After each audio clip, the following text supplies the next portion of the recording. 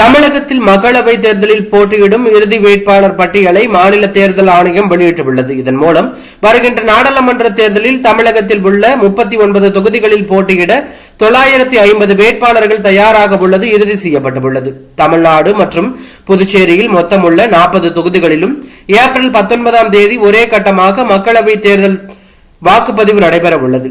பதிவாகும் வாக்குகள் 1.5 மாதம் கழித்து ஜூன் 4ஆம் தேதி எண்ணப்பட உள்ளது.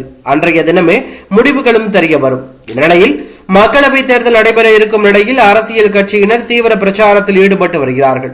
இந்நிலையில் பெரம்பலூர் மக்களவை தொகுதிக்கு உட்பட்ட கொளக்குடி கிராமத்தில் இந்திய ஜனநாயக கட்சியின் தலைவரும் பாஜக வேட்பாளரான பாரிவேந்தர் பிரச்சாரத்தில் ஈடுபட்டார். அப்போது அங்கு திரண்டிருந்த மக்கள் 5 வருடம் கழித்து இப்போதுதான் வருகிறீர்கள், நீங்கள் சொன்ன வாக்குறுதிகள் என்ன ஆனது என்று கேள்வி மேல் கேள்வி எழுப்பினார்கள். இதனால் சில நிமிடங்களில் பிரச்சாரத்தை முடித்துக் கொண்டு பாரிவேந்தர் அங்கிருந்து புறப்பட்டு சென்றதாக தகவல் வெளியாகி பரபரப்பை ஏற்படுத்தி உள்ளது.